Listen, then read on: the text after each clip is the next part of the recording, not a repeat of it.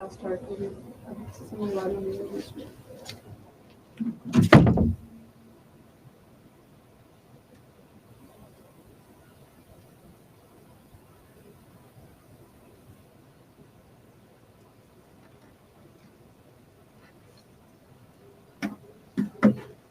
Hello everyone, very good morning to all of you. Firstly, apologies from the technical team.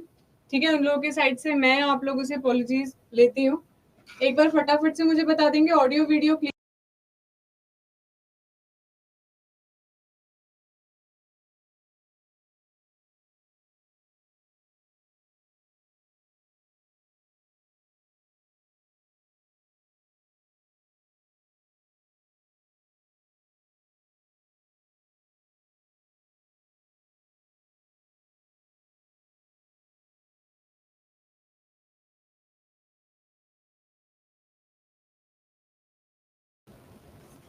एक बार जल्दी से clear कर देंगे सभी लोग. क्या आप लोगों को ऑडियो और वीडियो दोनों चीजें बिल्कुल क्लियर सुनाई दे रही हैं?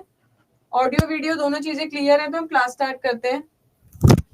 निका देखो, इसमें मैं भी कुछ भी नहीं कर सकती, मैं बिफोर टाइम, अगर आप लोगों ने देखा हो तो आप लोगों की पीडीएफ भी कितनी देर पहले ही अपलोड हो चुकी है. मैं तो बिफोर टाइम शुरू कर चुकी थी. ठीक है, एनीवेज अब बातें खत्म करते हैं और क्लास को शुरू करते हैं.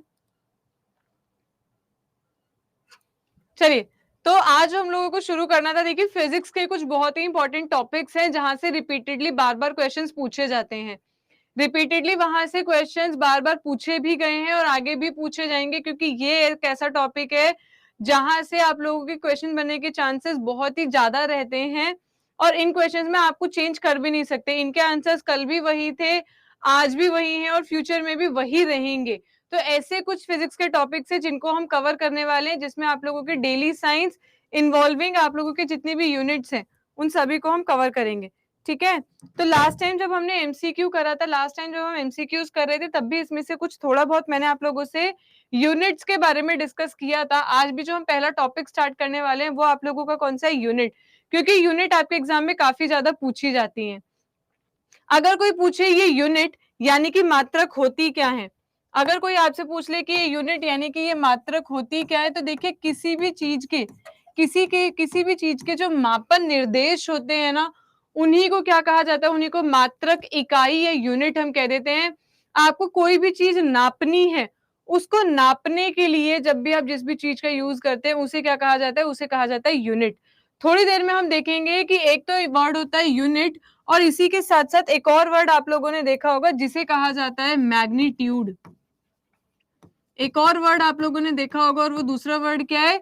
मैग्नीट्यूड. तो ये यूनिट और मैग्नीट्यूड में क्या अंतर होता है, हम इसके बारे में भी बात करेंगे. और ये यूनिट्स कितने टाइप की हैं, एग्जाम के लिए आपको क्या याद रखना है, फिलहाल अभी वो देखते हैं. तो किसी भी भौतिक चीज को मापने के लिए उसका जो मापन निर्देशक होता है उसी को हमने क्या नाम दे दिया? यूनिट दे दिया.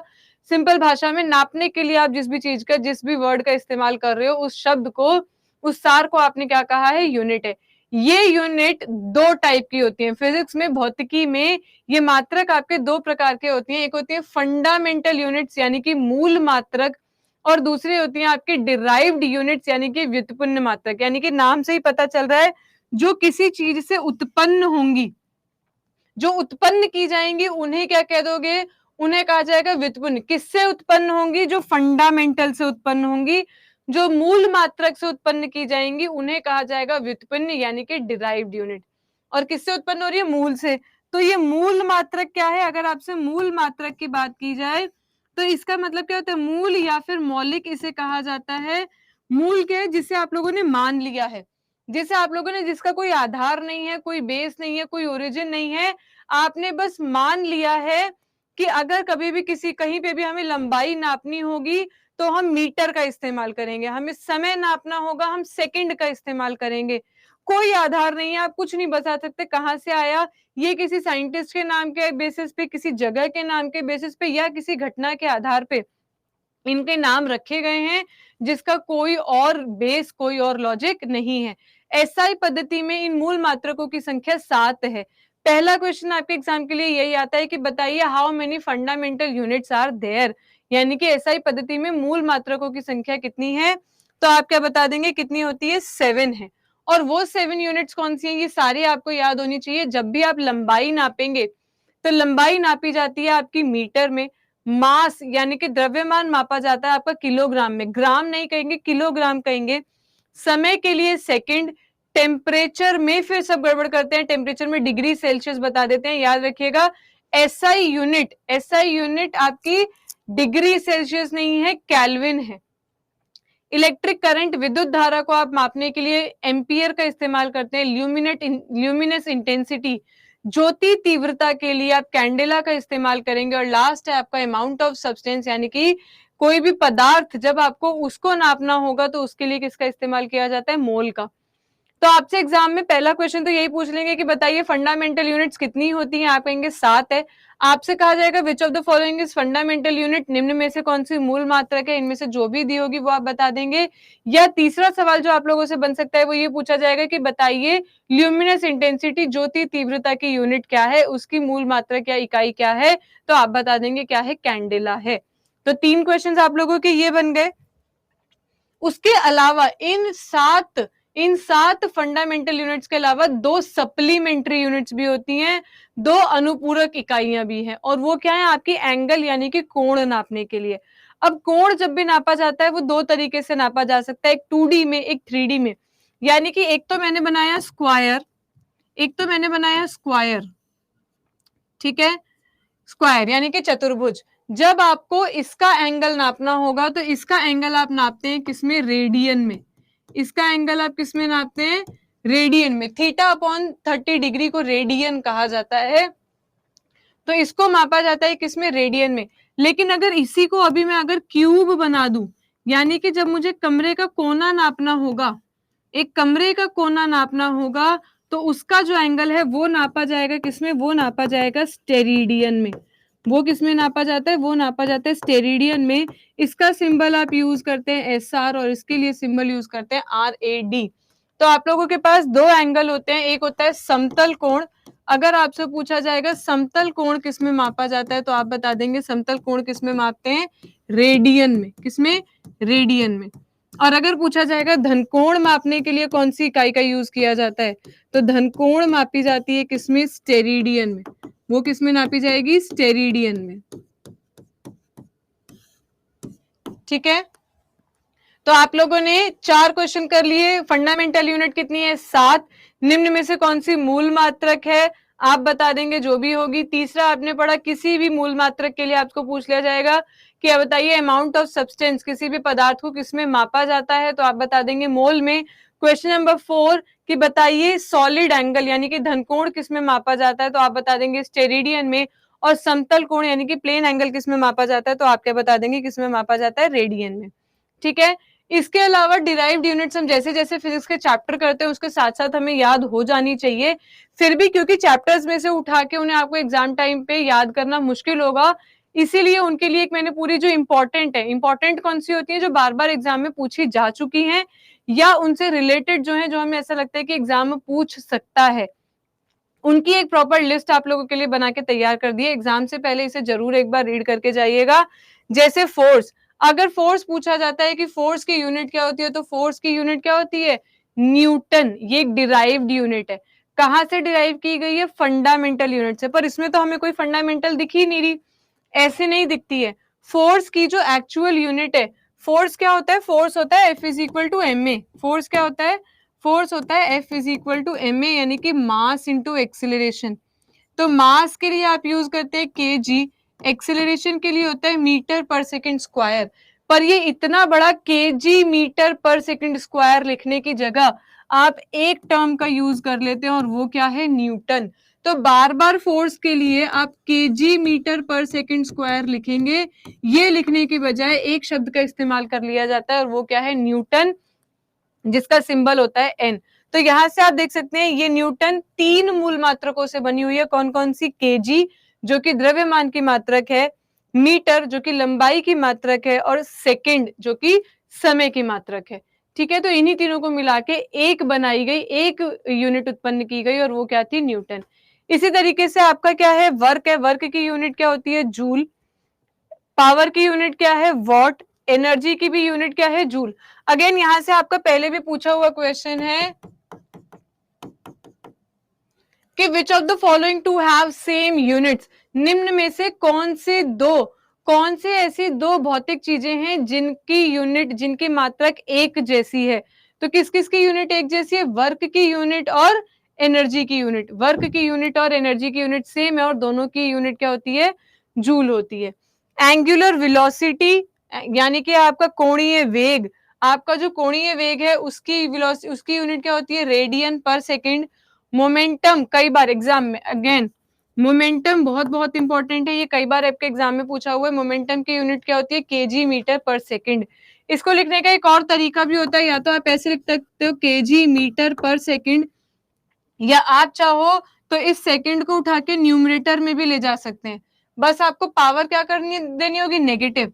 जैसे यहाँ फिलहाल सेकंड की पावर क्या है? 1 है। तो जब आप इस सेकंड को ऊपर लेके जाएंगे ना, केजी मीटर के बराबर में लेके जाएंगे, तो पावर तो 1 ही रहेगी, बस आगे साइन क्या लग जाएगा? नेगेटिव का लग जाएगा। तो इस तरीके से भी आप इसको लिख सकते हैं। ठीक है। एंगुलर मोमेंटम कोणीय संवेग की है केजी मीटर पर सेकेंड स्क्वायर, केजी मीटर पर सेकेंड स्क्वायर। ठीक है। आगे देखिए फ्रीक्वेंसी हर्ट्ज, अगेन ये भी कई बार पूछा हुआ है आपके एग्जाम में।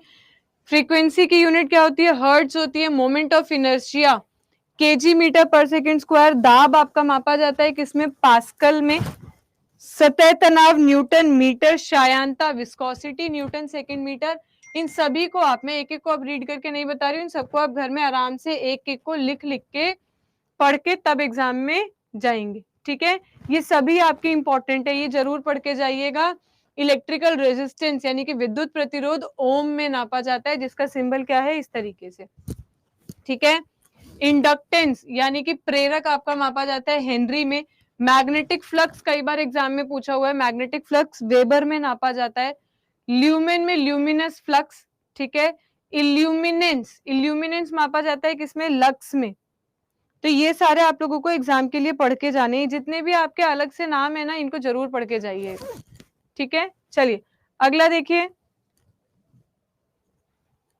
तो ये जो हमने पढ़ी थी वो सारी एसआई यूनिट्स हैं। एसआई यूनिट क्या होता है? एसआई की फुल फॉर्म होती है सिस्टम इंटरनेशनल, यानी कि इंटरनेशनल लेवल पे जो भी यूनिट। अब देखो मान लो अगर एक कमरे के अंदर बात चल रही है, कई सारे साइंटिस्ट की मीटिंग हो रही है, तो ऐसा नहीं है ना कि एक ही उसी लंबाई के लिए जब बात की जा रही है तो एक साइंटिस्ट तो मीटर बोल रहा है, दूसरा साइंटिस्ट सेंटीमीटर में बात कर रहा है, तीसरा फुट में बात कर रहा है, तो इस तरीके से आपस में बात करनी बहुत मुश्किल हो जाएगी।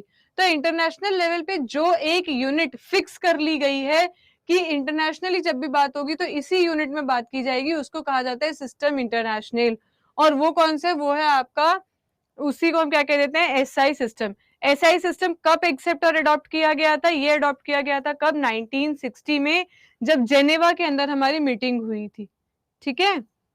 ये एमकेएस सिस्टम से बना है। बाकी इसके अलावा आपके ये 3 सिस्टम और होते हैं, एमकेएस, सीजीएस और एफपीएस। यहां से क्वेश्चन किस तरीके से पूछा जाता है? आपसे पूछ लिया जाएगा कि बताइए एफपीएस सिस्टम में मीटर किसमें, मीटर की यूनिट क्या होती है ना? एफपीएस सिस्टम में उसको कन्वर्ट करेंगे तो आपका मीटर कन्वर्ट हो जाएगा किसमें? फुट के अंदर। ठीक। फिर उसके बाद उसके अलावा कुछ और इंपॉर्टेंट कन्वर्जन्स भी हैं। देखो जब भी बड़ी बड़ी दूरियों की बात की जाती है ना, जैसे अगर कहीं पे भी मान लो लंबाई बतानी है, आप स्पेस की बात कर रहे हैं, अर्थ मून की बात कर रहे हैं, अर्थ और सन की बात कर रहे हैं, आपस में प्लैनेट्स की बात कर रहे हैं, गैलेक्सियों के बीच की दूरी देख रहे हैं, तो इतने बड़े बड़े नंबर हो जाते हैं कि उन बड़े बड़े नंबरों को बोलना और लिखना ये सब बहुत मुश्किल हो जाता है। तो उन्हीं बड़ी संख्याओं को छोटी संख्याओं में परिवर्तित कर दिया गया है। और वो छोटी संख्या कौन सी है? जैसे सबसे पहला है आपका प्रकाश वर्ष।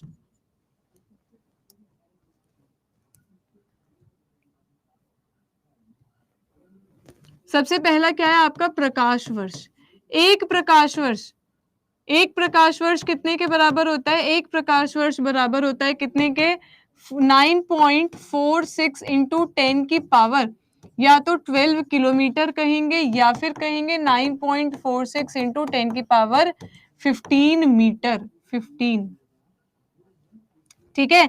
अब ये प्रकाश वर्ष होता क्या है? देखो जैसा कि नाम से पता चल रहा है, लाइट ईयर, प्रकाश वर्ष, यानी कि प्रकाश को, लाइट को सन से अर्थ तक, यानी कि सन से अर्थ तक वो 1 साल में कितनी दूरी तय करेगी, उसी दूरी को क्या कहा गया है, 1 लाइट ईयर कहा गया है। यानी कि ये आपका सन है, ये आपकी अर्थ है, 1 साल में टाइम फिक्स कर दिया गया है कि 1 ईयर में ये लाइट कितना डिस्टेंस ट्रेवल करेगी, कितना डिस्टेंस ट्रेवल करेगी, उसी डिस्टेंस को क्या कहा जाएगा, उसी डिस्टेंस को कहा जाएगा लाइट ईयर, यानी कि प्रकाश वर्ष। तो पहली चीज तो एक साल में सूरज से पृथ्वी तक सूर्य कितनी दूरी तय करता है, कितनी दूरी तय करता है, 9.46 इंटू 10 की पावर 12 किलोमीटर या मीटर, 15 मीटर। ठीक है, अब पहला क्वेश्चन तो यहाँ से यही हो गया कि आपको ये याद करना है।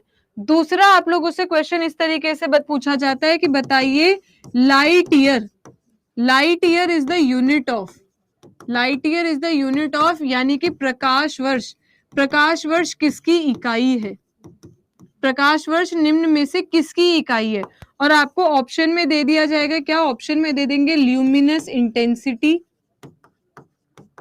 यानी कि ज्योति तीव्रता, ठीक है, या फिर आपसे कह दिया जाएगा नॉइस यानी कि ध्वनि की है, तीसरा आपसे कह दिया जाएगा डिस्टेंस यानी कि दूरी, और चौथा अभी हम बना देते हैं, जगह नहीं है लिखने के लिए, हम लिख देते हैं नन ऑफ दीज। तो आप देख सकते हैं कि यहाँ पे आपको दिख रहा है लाइट ईयर क्या है, 1 light year is equal to 4.96 into 10 की पावर 12 या 15 किलोमीटर या मीटर लिखा हुआ है। और किलोमीटर और मीटर किसकी यूनिट होती है, लंबाई की या दूरी की, लंबाई या दूरी की यूनिट होती है। तो यहीं से आप लोगों को क्लियर हो जाना चाहिए कि अगर प्रकाश वर्ष की बात की जाएगी तो प्रकाश वर्ष किसकी यूनिट है, दूरी की यूनिट है, ये किसकी यूनिट है, आपकी डिस्टेंस की यूनिट है। तो यहाँ आप लोगों का करेक्ट आंसर क्या हो जाएगा, डिस्टेंस यानी कि दूरी। तो आप लोगों ने दो चीजें याद कर ली, 1 light year is equal to 9.46 into 10 की पावर 12 मीटर, सॉरी 12 किलोमीटर या 9.46 इंटू 10 की पावर 15 मीटर। पहला क्वेश्चन आप लोगों ने ये याद किया। दूसरा आप लोगों ने क्या याद किया कि अगर पूछा जाएगा कि लाइट ईयर किसकी यूनिट है तो आप बता देंगे किसकी, डिस्टेंस की है। सेम लाइट ईयर जैसी एक और यूनिट होती है जिसे बोला जाता है क्या, एस्ट्रोनॉमिकल यूनिट, जिसे क्या कहा जाता है, एस्ट्रोनॉमिकल यूनिट या फिर खगोलीय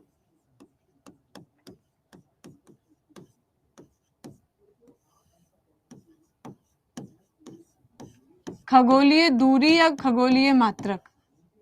ठीक है, ये कितने के बराबर होती है, ये होती है 1.4 इंटू 10 की पावर 11 मीटर। और अगर कोई पूछे कि खगोलीय एस्ट्रोनॉमिकल यूनिट है क्या, तो astronomical unit is the average distance between sun and, अच्छा आप लोग बताइए, ऑप्शंस आप लोगों को मैं दे रही हूं, जल्दी से बताइए। Astronomical unit is the average distance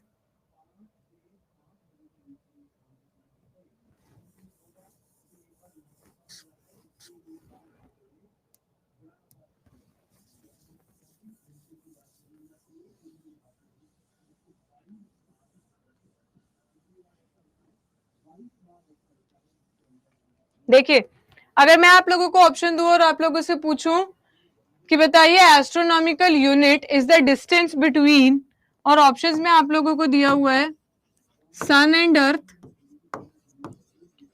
पृथ्वी और सूर्य, बी सन एंड मून, सूर्य और चंद्रमा, अर्थ एंड मून यानी कि मून और पृथ्वी, और चौथा ऑप्शन है नन ऑफ दीज। तो आप क्या बताएंगे,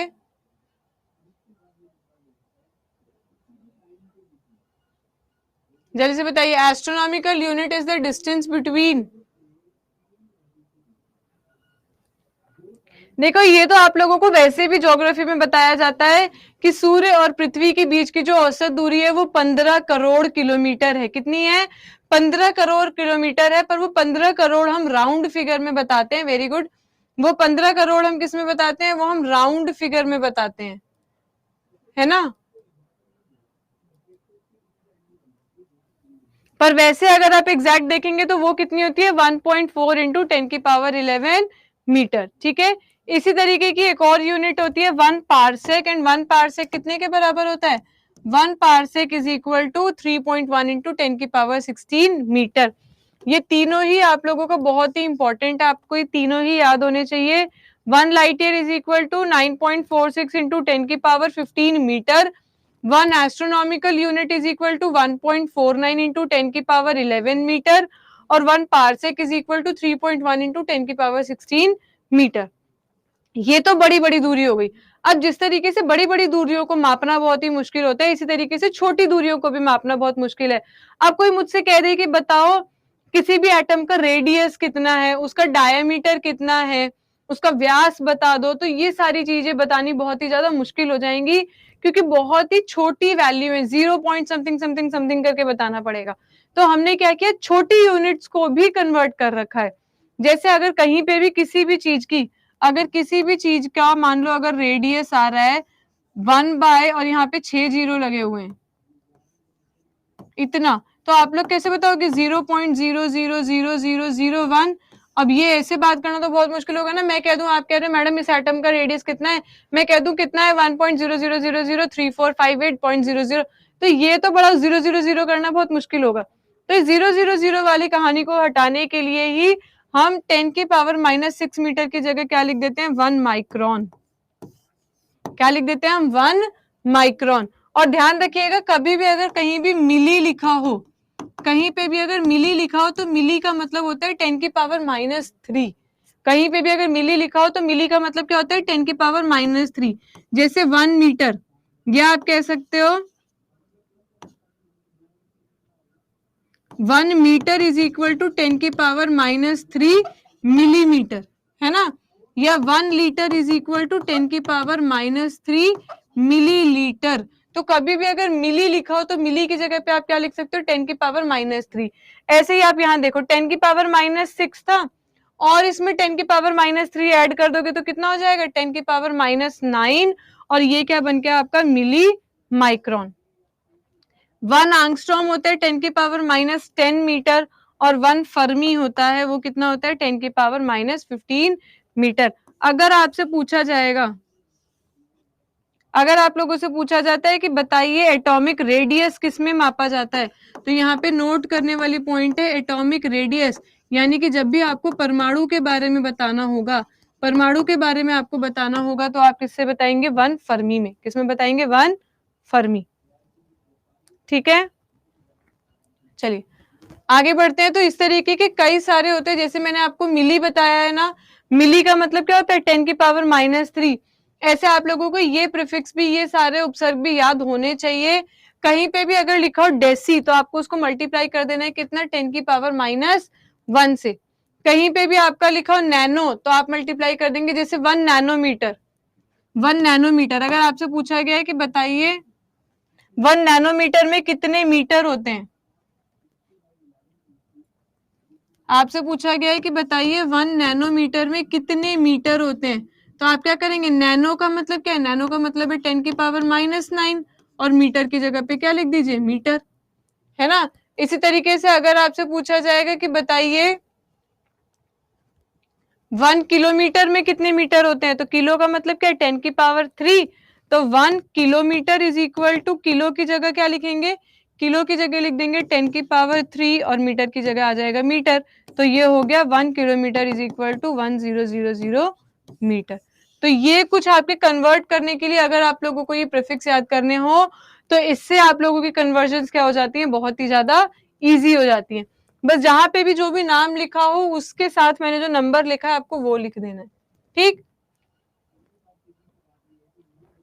चलिए आगे देखिए, तो ये आप लोगों की यूनिट्स थी जो कि एग्जाम में पूछी जाती है, इन्हें अच्छे से पढ़ लीजिएगा। यूनिट का आपको कोई ना कोई सवाल मिल ही जाता है। अगला जो आपका फिजिक्स का हॉट और इंपॉर्टेंट टॉपिक बनता है वो है फोर्सेस, और यहाँ से लॉज ऑफ मोशन से बहुत सारे क्वेश्चंस आते हैं। लॉज ऑफ मोशन से बहुत सारे क्वेश्चंस आते हैं। इससे पहले कि लॉज ऑफ मोशन के बारे में बात करें, आप लोगों से कुछ बेसिक टर्म्स की बात कर लेती हूँ। जैसे एक तो आप लोगों के फिजिक्स में आप लोगों ने बहुत सुना होगा सदिश राशि और अदिश राशि। सदिश राशि, अदिश राशि, इंग्लिश वालों ने इसी को पढ़ा होगा क्या, scalar quantity and vector quantity. Scalar quantity and vector quantity. अभी हम इनके बारे में बात करेंगे कि क्या होती है और आप इन्हें एग्जाम में कैसे पहचानोगे। इसके अलावा कुछ कंफ्यूज करने वाली टर्म्स भी होती हैं, जैसे आप लोगों की कई सारी टर्म्स है। एक होता है डिस्टेंस यानी कि दूरी, और एक होता है डिस्प्लेसमेंट,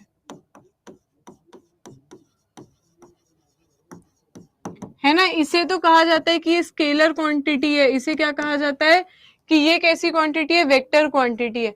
तो स्केलर वेक्टर में देखो अंतर क्या होता है, डिस्टेंस होता है किन्हीं भी दो बिंदुओं के बीच की जो दूरी होती है, किन्हीं भी दो बिंदुओं के बीच की जो दूरी होती है उन्हें तो हम क्या कह देते हैं, डिस्टेंस कह देते हैं। लेकिन अगर किसी भी चीज की बीच की जो शॉर्टेस्ट डिस्टेंस होता है, मान लो ये आपका घर था, है ना, और ये आपका स्कूल था, तो अगर आपको अपने घर से अपने स्कूल जाना है तो एक तो रास्ता है ये वाला कि आप यहां से इस रास्ते से होके जाओ, और एक होता है शॉर्टकट। ये वाला जो शॉर्टकट रास्ता होता है, जो मिनिमम डिस्टेंस होता है, इसी को हम क्या कह देते हैं, इसी को कहा जाता है डिस्प्लेसमेंट। ठीक है, ये क्या है, ये आपकी वेक्टर क्वांटिटी है, क्योंकि यहाँ पे डायरेक्शन मैटर करती है। क्योंकि अगर मैं आपसे पूछूं कि बताइए आपके घर से आपका डिस्प्लेसमेंट क्या था, तो आप कभी भी नहीं बता सकते। बहुत सारे बच्चे बता देते हैं, अगर मैं ABC में से पूछूं तो बहुत सारे बच्चे बता देते हैं, या फिर अगर मैं कह दूं कि ये 3 मीटर है ये दूरी, ये मीटर 4 है और ये 5 मीटर है, इन्हें हटाओ अभी, पहले ये 5 हो ही नहीं सकता।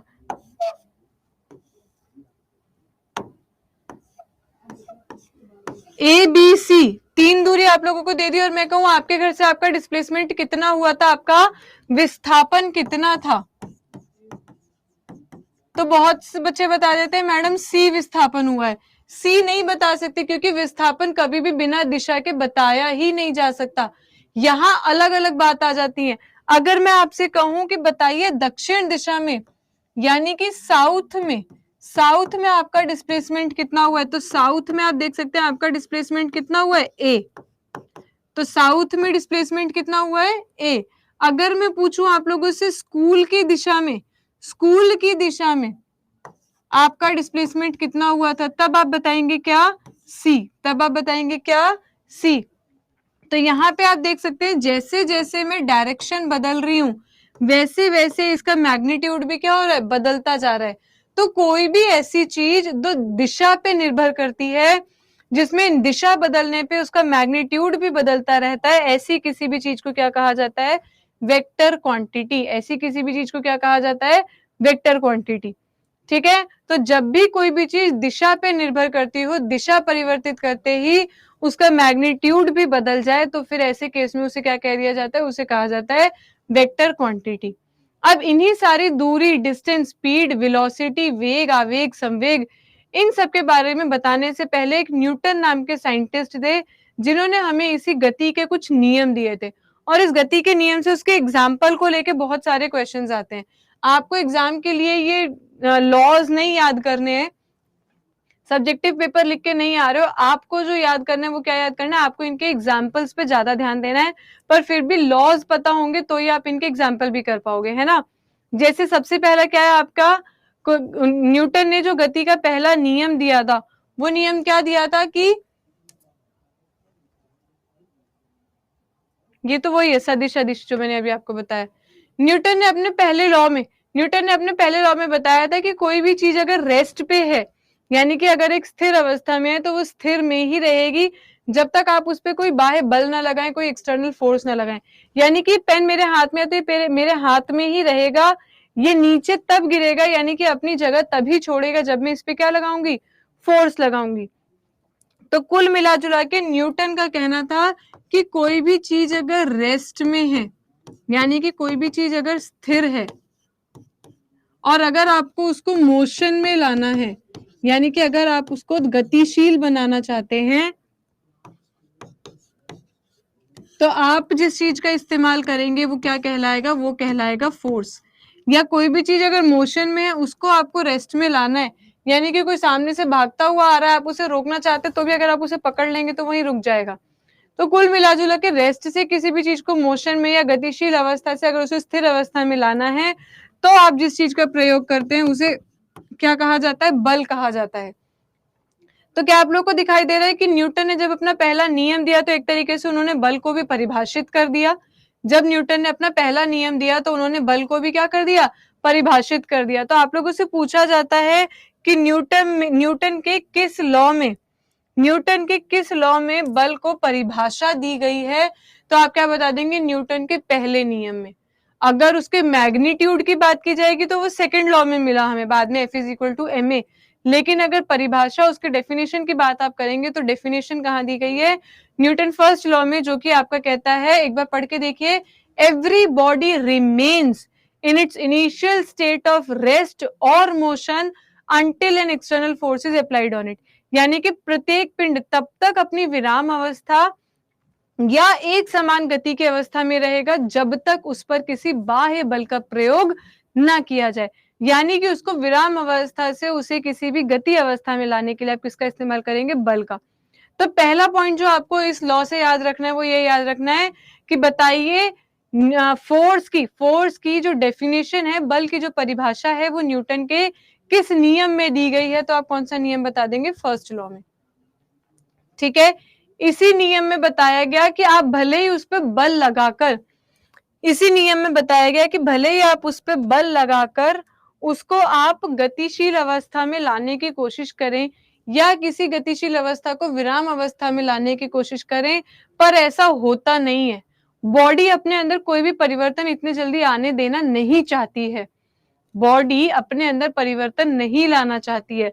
अगर आप क्या करेंगे, मान लीजिए कोई भी ऑब्जेक्ट रखा है, अगर आप इस पे बाहर की तरफ से कोई भी फोर्स लगाते हैं, अगर आप बाहर की तरफ से इस पे कोई भी फोर्स लगाते हैं कि ये जो रेस्ट में बैठी हुई है बॉडी, ये थोड़ी सी आगे सरक जाए, थोड़ी सी मोशन में आ जाए, तो ये बहुत ही भोंदू और आलसी बॉडी होती है। और ये नहीं, हम सभी ऐसे होते हैं कि आप तो इसको आगे की तरफ फोर्स लगा रहे होगे कि चल आगे चल, आगे बढ़, लेकिन ये बॉडी क्या कर रही होगी, ये बॉडी पीछे की तरफ एक छोटा सा फोर्स लगा रही होगी, और उसी फोर्स को क्या कहा जाता है, इनर्शिया कहा जाता है।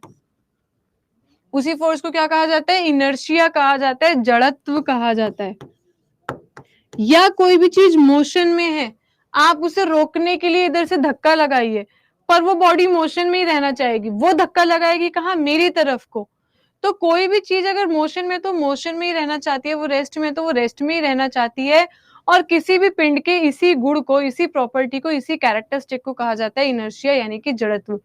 तो यदि कोई आपसे पूछता है कि इनर्शिया या जड़त्व क्या होता है, तो आप बताएंगे कि यह किसी भी बॉडी का वह गुण है जिसके द्वारा वो अपने अंदर होने वाले परिवर्तन का विरोध करती है।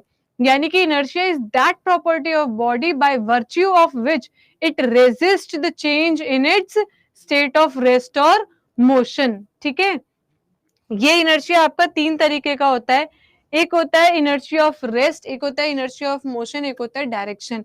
यानी कि अगर मैं आपको रेस्ट में लाना चाहती हूँ, ठीक है, अगर आप अपनी विराम अवस्था में होने वाले परिवर्तन का जब आप विरोध करते हैं तो उसे क्या कहा जाएगा, विराम का जड़त्व। अगर आप एक जगह बैठे हुए हैं और मैं जबरदस्ती आपको धक्का लगा रही हूँ, फिर भी अगर आप पीछे को जो फोर्स लगाएंगे वो क्या कहलाएगा, वो कहलाएगा इनर्शिया ऑफ रेस्ट, कि आप रेस्ट से हिलना नहीं चाहते हो। मैं भाग के आ रही हूँ, आप मुझे क्या करेंगे, आप मुझे धक्का देके रोकने की कोशिश करते हैं, मैं फिर भी आगे को जोर लगा रही हूँ।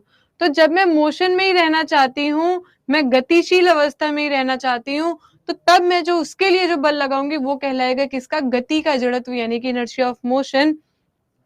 और मान लो अगर आप मेरी डायरेक्शन बदलना चाहते हो, डायरेक्शन बदलना चाहते हैं, आपने देखा जब आप बस में बैठे हुए हैं, बस चल रही है ना, बस अचानक चल रही है और आपकी बस क्या होती है, एकदम से लेफ्ट में मुड़ जाती है, तो आप क्या होते हैं, राइट साइड को झुक जाते हैं। क्यों, क्योंकि बस तो जब लेफ्ट में मुड़ रही है तो फोर्स लग रहा है लेफ्ट में, लेकिन बॉडी तो लेफ्ट में रहना जाना नहीं चाहती, वो तो जिस डायरेक्शन में जाना चाह रही थी उसी डायरेक्शन में रहना चाहती है। तो बॉडी फोर्स लगाएगी कहाँ, राइट में, बॉडी फोर्स लगाएगी कहाँ, राइट में, वो क्या कहलाएगा, इनर्शिया ऑफ डायरेक्शन।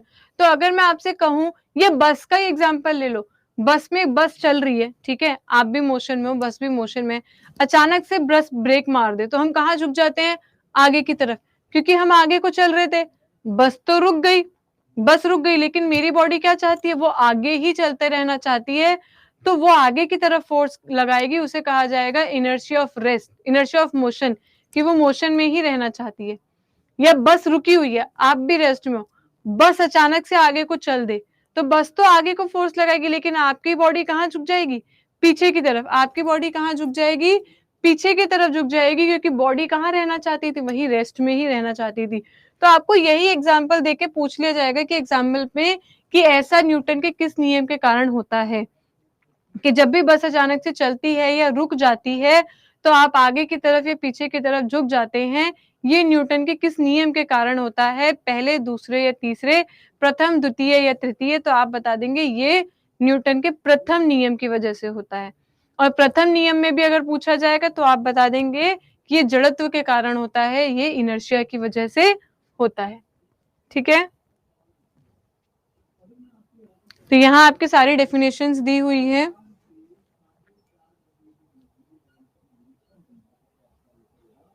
अब न्यूटन के फर्स्ट लॉ में बेस्ड कुछ एग्जांपल्स हैं ये, जो कि मैंने अभी आपको बताया था कि a person standing in a bus falls backward when the bus starts. जब बस शुरू होती है तो पीछे की तरफ झुक जाता है, और जब बस स्टार्ट अचानक से चलती है तो वो आगे की तरफ झुक जाता है। ये सब किसकी वजह से होता है? Due to Newton's first law of motion. ठीक है, वही बताया हुआ। इसी तरीके से अगर आप देखें, जब हमें फल तोड़ने होते हैं, जैसे जामुन का सीजन था, जामुन अगर आपको तोड़ना है तो आप क्या करेंगे? अगर आप उसकी टहनी पकड़ के पूरी हिला देंगे तो जामुन नीचे गिर जाएगा, या बहुत ही पका हुआ आम होगा तो वो भी क्या होगा? वो नीचे गिर जाएगा। तो हुआ क्या कि ये जो टहनी थी, ये जो टहनी थी, इस पे मान लीजिए कोई भी जामुन लटक रहा था, तो जब आपने टहनी हिलाई तो टहनी तो मोशन में आ गई, लेकिन जामुन कहाँ रहना चाहेगा? जामुन वही रेस्ट में ही रहना चाहेगा, इसीलिए वो अपनी टहनी से क्या हो जाता है? अलग हो जाता है। या जब आप धूल झाड़ते हैं, किसी कालीन पे से, चादर पे से धूल झाड़ते हैं तो क्या होगा? ये चादर है, इसमें बहुत सारी धूल है, आपने चादर को मोशन में लेके आए तो चादर तो गतिशील अवस्था में आ गई, लेकिन धूल वहीं स्थिर रह जाएगी, और वो क्या होगी? उस चादर में से अलग हो जाएगी, उस चादर में से क्या होगी? अलग हो जाएगी। ठीक है,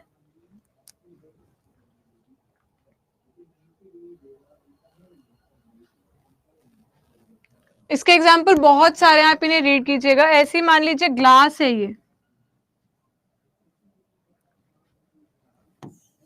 ये एग्जाम्पल कई बार पेपर में पूछा हुआ है। इसके ऊपर आप एक कागज रख दीजिए, इस ग्लास के ऊपर आप एक कागज रख दीजिए, और कागज के ऊपर एक 5 का सिक्का रख दीजिए। तो आप देखना, आप जैसे ही इस कागज को खींचेंगे, आप जैसे ही इस कागज को खींचेंगे तो ये कागज तो निकल के बाहर आ जाएगा, लेकिन ये सिक्का वहीं नीचे गिर जाएगा। क्यों? क्योंकि सिक्का क्या करेगा? एक बार को आगे को तो फोर्स लगेगा, लेकिन सिक्का पीछे की तरफ फोर्स लगा के वहीं चला जाएगा, तो कागज तो निकल जाएगा, सिक्का वहीं रह जाएगा और ग्लास के अंदर गिर जाएगा। ये भी न्यूटन के किस नियम की वजह से हो रहा है? ये भी न्यूटन की गति के प्रथम नियम की वजह से होता है। ठीक है, तो ये वही सारे एग्जाम्पल जो इंग्लिश में लिखे थे, वही एग्जाम्पल्स आप लोगों के ये हिंदी में लिखे हुए हैं, इसे अच्छे से पढ़ लीजिएगा। ठीक है, अब दूसरी एक टर्म आप लोगों के इसी मोशन चैप्टर में आती है, वो है क्या? मोमेंटम। वो क्या है? मोमेंटम, यानी कि संवेग।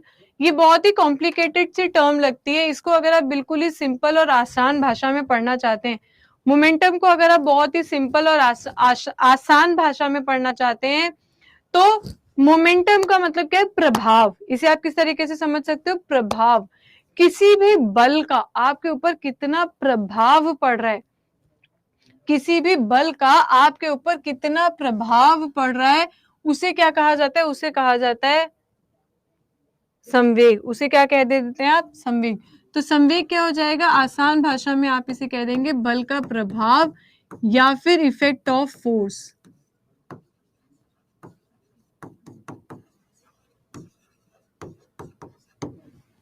या फिर आप क्या कहेंगे? आप कहेंगे इफेक्ट ऑफ फोर्स। इसे क्या कहा जाता है? इसे आप कह देते हैं क्या? मोमेंटम। ठीक है, अब इस मोमेंटम को देखो, इसे और अच्छे से समझेंगे हम।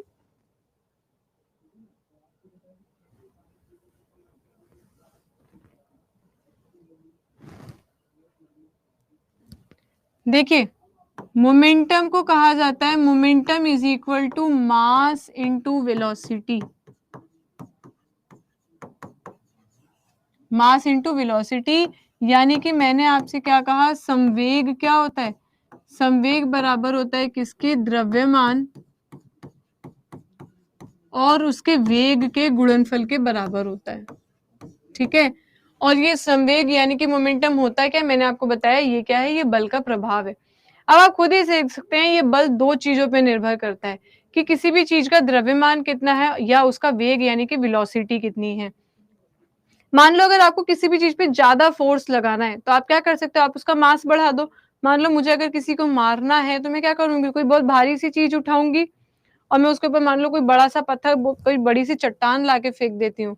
तो जितना ज्यादा मास होगा, जितना ज्यादा द्रव्यमान होगा, बल भी कैसा लगेगा? बल भी उतना ज्यादा लगेगा। बल भी उतना ज्यादा लगेगा। अगर मैं छोटी सी किसी चीज से मारती हूँ, कागज की एक बॉल बना के मारती हूँ, तो मास जितना कम होगा फोर्स भी कैसा लगेगा? कम लगेगा। अब मान लो मेरे जैसे लोग जिनसे ये पत्थर उठाया ही नहीं जा सकता इतना बड़ा, अगर मैं ये बड़ा पत्थर नहीं उठा सकती तो मैं क्या करूंगी? कोई छोटी चीज लूंगी लेकिन उसका वेग बढ़ा दूंगी। जैसे मैंने ले ली बुलेट बंदूक की गोली। उस बंदूक की गोली का आप देखेंगे मास तो बहुत ही कम है लेकिन उसकी वेलोसिटी कैसी है? बहुत ही ज्यादा है। और जब वेलोसिटी ज्यादा होगी तो फोर्स भी कैसा लगेगा? ज्यादा लगेगा। बल भी कैसा लगेगा? ज्यादा लगेगा। यानी कि मुझे यहाँ से पता चला कि ये जो हमारा फोर्स होता है ये दो चीजों पे निर्भर करता है। किस पे? मास और वेलोसिटी पे। किस पे डिपेंड करता है? इसके द्रव्यमान के और वेग के ऊपर। यानी कि मैं इन शॉर्ट कह सकती हूँ ये किसके ऊपर निर्भर करता है? चेंज इन मोमेंटम के। किस पे डिपेंड करता है ये? चेंज इन मोमेंटम के। और यही क्या है? आपके न्यूटन की गति का दूसरा नियम भी है।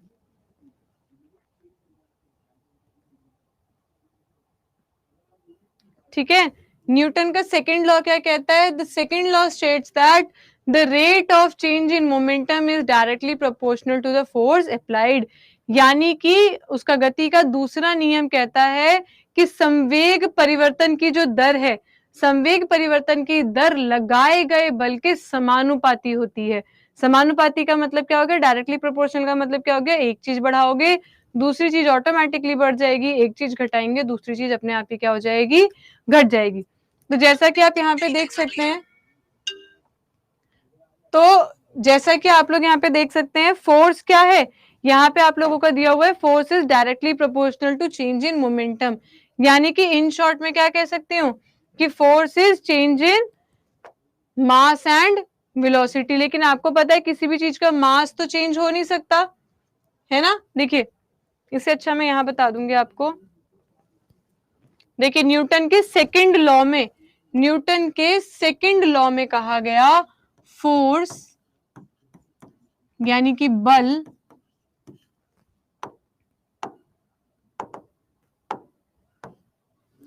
Is directly proportional to change in momentum.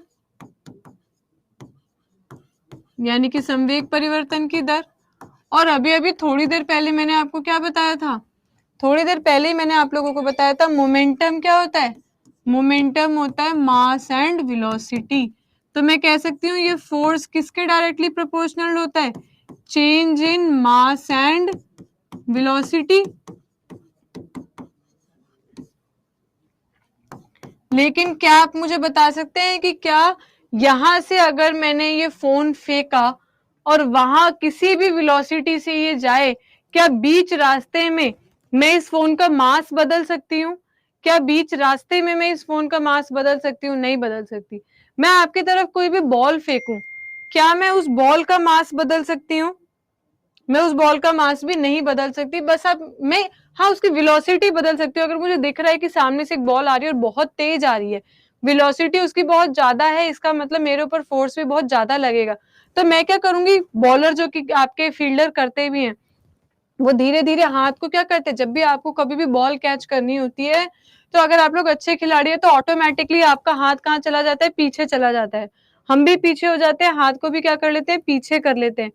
क्योंकि मुझे पता है जैसे जैसे मैं हाथ को पीछे करूंगी उसकी वेलोसिटी भी कम होती जाएगी, लगने वाला बल भी क्या हो जाएगा? कम हो जाएगा। तो हम मास में तो कोई परिवर्तन नहीं कर सकते। अगर हम चेंज कर सकते हैं तो वो क्या चेंज कर सकते हैं? हम चेंज कर सकते हैं उसकी वेलोसिटी यानी कि उसका वेग परिवर्तित कर सकते हैं। और क्या आप मुझे बता सकते हैं वेग परिवर्तन की दर को क्या कहा जाता है? जल्दी से बताइए, rate of change in velocity क्या होता है? v minus you upon T क्या होता है? दिलीप, पारसेक भी एक दूरी की ही यूनिट है और वो दूरी मापने के लिए इस्तेमाल की जाती है।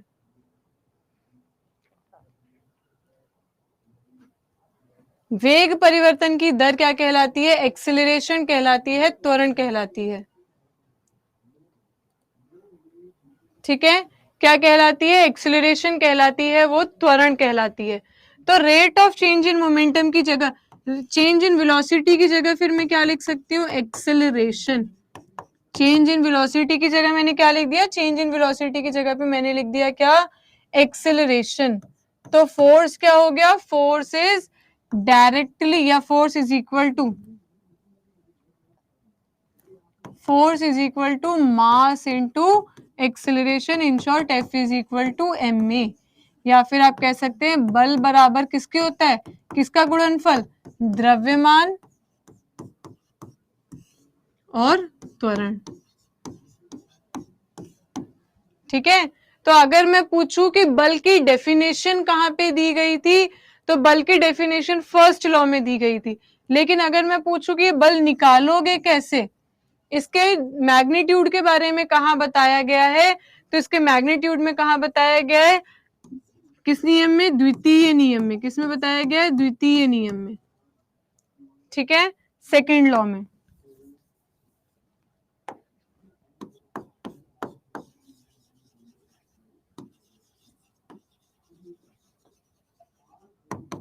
Second law of motion. ठीक है, चलिए अगला देखिए। अब न्यूटन के सेकेंड लॉ पे भी आप लोगों के कुछ एग्जाम्पल्स हैं, ये एग्जाम्पल देके पूछ लिया जाएगा कि बताइए ये न्यूटन की गति के कौन से नियम के कारण होता है। तो पहला क्या है? टेबल टेनिस का जो प्लेयर है, देखिए इसमें क्या कहा गया है? During the game of table tennis if ball hits a player it does not hit him. On the other hand cricket ball की जो क्रिकेट बॉल अगर लगती है तो वो क्या करती है? वो उसको ज्यादा हिट करती है। ऐसा क्यों? क्योंकि दोनों के एक्सेलरेशन में, दोनों की वेलोसिटी में क्या है? अंतर है। टेनिस बॉल में इतनी ज्यादा वेलोसिटी नहीं होती जितनी क्रिकेट बॉल में वेलोसिटी होती है, और मास में भी अंतर होता है। टेनिस बॉल की जो मास है उसका मास भी कम होता है, और क्रिकेट बॉल जो है उसका मास भी कैसा होता है? ज्यादा होता है। ठीक है, या फिर आप देख सकते हैं कि जब भी एक एथलीट पीछे से भागता हुआ आता है, तो आपने देखा लॉन्ग जंप में क्या होता है? लॉन्ग जंप में क्या होता है? फॉरेन में अगर आप देखेंगे तो वहां पे गद्दे बिछे हुए होते हैं, और यहाँ अगर आप देखेंगे तो हम बहुत सारी बालू यानी कि रेत इकट्ठा कर देते हैं ताकि उसके ऊपर हम कूदे तो क्या हो? हमें ज्यादा चोट ना लगे। ये किस लिए किया जा रहा है? ताकि जब वो कूदे, तो जब वो उस बालू के ऊपर गिरेगा, ये जो बालू का ढेर लगा हुआ है, जब ये इस बालू के ढेर के ऊपर कूदेगा तो धीरे धीरे ये बालू क्या होगा? नीचे की तरफ धसेगा और उसकी वेलोसिटी कुछ कम हो जाएगी।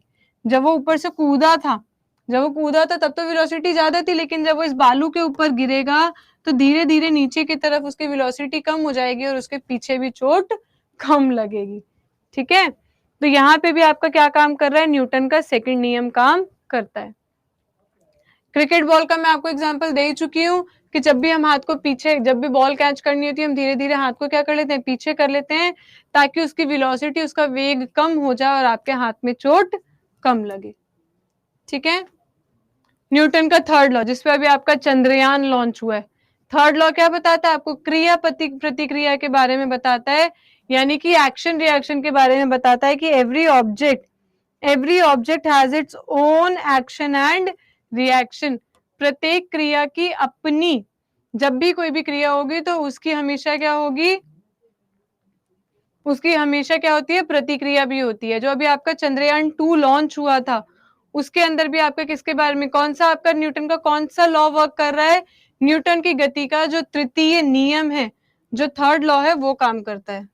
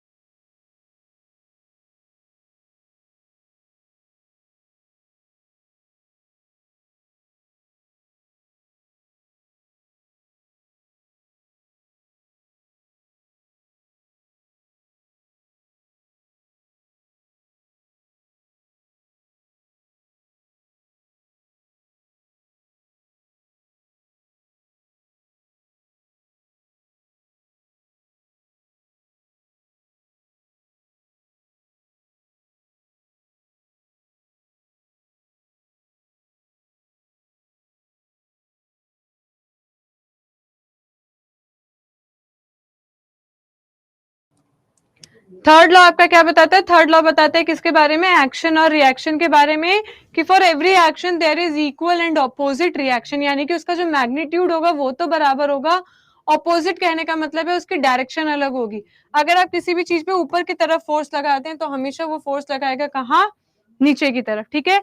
इसके एग्जाम्पल्स के बारे में भी हम लोग बात करेंगे। 12 बज चुके हैं, मात्र 5 मिनट का ब्रेक दे रही हूँ आपको। पानी पीना, पानी पी लीजिए, खाना खाना हो तो उसको लाके अपने टेबल पे रख लीजिए, क्योंकि ठीक 12:05 पे हम क्लास को वापस से शुरू कर देंगे, ठीक है। तो 12:05 पे ही मिलते हैं, आप फटाफट से अपना काम करके पहुंचिए।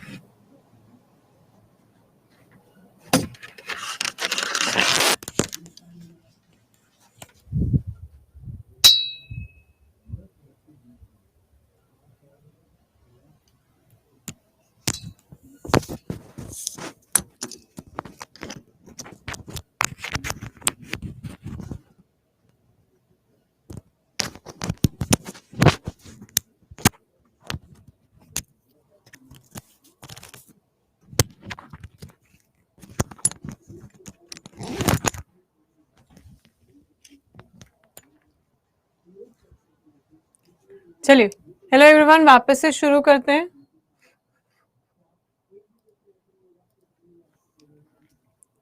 तो न्यूटन ने थर्ड लॉ में बताया था, जब भी आप किसी भी चीज के ऊपर क्या करेंगे, जब भी आप किसी की चीज के ऊपर सामने की तरफ फोर्स लगाएंगे तो ठीक ऑपोजिट डायरेक्शन में उतना ही फोर्स लगेगा। और यही फोर्स है कि आज आप चल फिर पा रहे हैं। अगर न्यूटन की गति का ये तीसरा नियम काम ना करता तो शायद आप चल भी नहीं पाते। क्योंकि आपने देखा, जब आप चलते हैं, आप भागते हैं, तो पीछे की तरफ धूल उड़ती है, मिट्टी उड़ती है। ऐसा क्यों होता है? जब भी आप चलते हैं या आप भागते हैं तो आप देखिएगा, आप बिल्कुल पट अपने पैर ऐसे नहीं रखते, आप कुछ इस तरीके से पैर रखते हैं नीचे की तरफ और आप ऐसे ऐसे भागते हैं। तो जब आप पैर ऐसे ऐसे रख के भागते हैं तो क्या होता है, जब आप ग्राउंड को पीछे की तरफ, जब आप जमीन पे थोड़ा पीछे की तरफ फोर्स लगाते हैं तो जमीन आपको धक्का देती है, कहाँ? आगे की तरफ भागने या चलने के लिए। आप कभी ध्यान दीजिएगा, जितनी तेज आप भाग रहे होंगे उतनी ही तेजी से आप पीछे की तरफ क्या कर रहे होंगे, पैरों से फोर्स लगा रहे होंगे। और सिर्फ चलने में ही नहीं, जब आप स्विमिंग करते हैं तो स्विमिंग में भी आप सेम यही चीज करते हैं। स्विमिंग के टाइम पे भी आप सेम यही चीज करते हैं। जब हम तैरते हैं तो क्या होता है, हम हाथ से पानी को फोर्स लगाते हैं, कहाँ? पीछे की तरफ। जब आप पानी को पीछे की तरफ धकेलते हैं तो पानी आपको कहाँ धकेलता है? आगे की तरफ धकेलता है। या जब नाव चलाते हैं तो चप्पू से भी हम पानी को हमेशा पीछे की तरफ करते हैं। जितना आप पीछे की तरफ करेंगे उतना ही वो पानी आपकी नाव को कहाँ धकेलेगा? आगे की तरफ। ठीक है, आगे की तरफ। तो ये जितने भी आप डेली लाइफ में जो भी काम कर पा रहे हैं वो न्यूटन की गति के तीसरे नियम की वजह से है। यहाँ तक कि आज अगर हम अपने गौरव के साक्षी हैं कि हमने चंद्रयान ऊपर चांद तक भेजने की कोशिश की है, तो वो कोशिश में भी सबसे पहले आपकी गति का तीसरा नियम ही काम किया था। जब वो चंद्रयान तीसरा छूटा था तो आपने देखा होगा नीचे बहुत सारा धुआं धुआं था, उसको रॉकेट प्रोपल्शन कहते हैं। तो उसमें क्या हुआ, चंद्रयान ने पहले नीचे की तरफ जोर लगाया, धुआं छोड़ा नीचे की तरफ। जब उसने नीचे की तरफ जोर लगाया तब उसे फोर्स मिला, कहाँ? ऊपर की तरफ। और वो कहाँ चला गया? वो हमारे पृथ्वी से उड़कर अब कहाँ पहुंचने के उसमें, चांद पर। तो रॉकेट प्रोपल्शन में भी कौन सा काम करता है? आपके गति का तीसरा नियम काम करता है। तो एग्जाम्पल आप यहाँ पे देख सकते हैं, वाइल वॉकिंग जब हम चलते हैं, वाइल स्विमिंग जब हम स्विम करते हैं, तो इन सभी में क्या होता है, इन सभी के अंदर आपके न्यूटन की गति का तीसरा नियम काम करता है। ठीक है। इम्पल्स की यूनिट कई बार आपके एग्जाम में पूछी गई है कि इम्पल्स यानी कि आवेग क्या होता है। जब कोई भी फोर्स बहुत ही छोटे टाइम के लिए काम करता है तो उसे इम्पल्स कह देते हैं, है ना।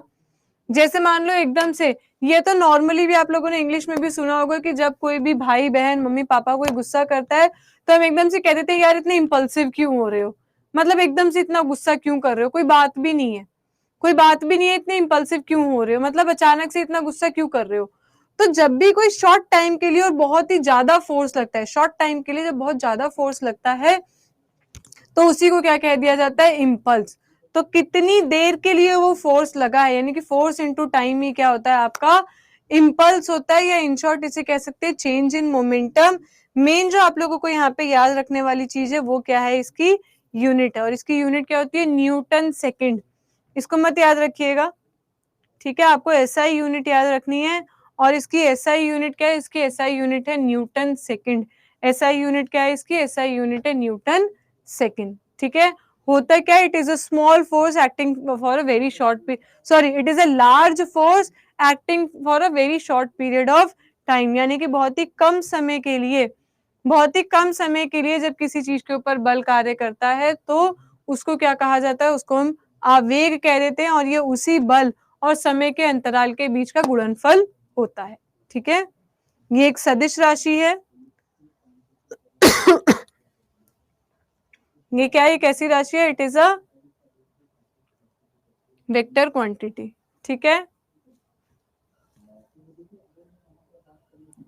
चलिए, तो यहां से हमें पता चल गया था, तो न्यूटन ने अपने गति के नियम से, न्यूटन ने अपने गति के इन्हीं नियमों के से हमें क्या किया था, कुछ फोर्सेस के बारे में बताया था। और वो फोर्सेस आपके कौन सी हैं, वो है, पहली कौन सी है आपके, सेंट्रीपीटल फोर्स। सेंट्रीपीटल नाम से पता चल रहा है, सेंट्रीपीटल। जब सेंटर में किसी को पीटना हो तो कौन सा फोर्स लगाते हो, सेंट्रीपीटल। यानी कि अगर आपने किसी को मारने पीटने के लिए घेरा बना लिया है, आप कई सारे लोग इकट्ठे खड़े हैं और बीच में अगर आपको किसी को मारना है, किसी को पीटना है, तो उसको जब आप पीटेंगे तो कहाँ फोर्स लगेगा, अंदर की तरफ फोर्स लगेगा। तो जब आप सेंटर में किसी को पीटते हैं तो क्या काम करता है, सेंट्रीफ्यूगल सेंट्रीपीटल। जब आप सेंटर में किसी को पीटते हैं तो उसे क्या कहा जाता है, सेंट्रीपीटल, यानी कि अभिकेंद्रीय बल।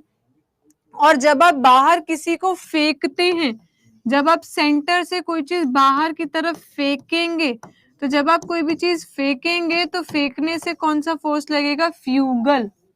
कौन सा फोर्स लगेगा, फ से फेंकना, फ से फ्यूगल, प से पीटना, प से पीटल। तो सेंट्रीपीटल और सेंट्रीफ्यूगल, आई होप अब आप लोग गलत नहीं करेंगे। जब भी किसी चीज को सेंटर में पीटना होता है तो वो अंदर की तरफ जो फोर्स लगता है वो होता है सेंट्रीपीटल फोर्स, और बाहर की तरफ जो फोर्स लगता है उसे कहा जाता है सेंट्रीफ्यूगल फोर्स। ठीक है, फॉर्मूला क्या होता है, एमवी स्क्वायर अपॉन आर। आपको इतना याद रखने की जरूरत नहीं है, बस आप लोगों को इनके एग्जाम्पल्स पता होने चाहिए। देखिए, फिजिक्स में वनडे एग्जाम में सिर्फ एग्जाम्पल्स आते हैं और ये पूछा जाता है यहाँ पे क्या चीज काम कर रही है।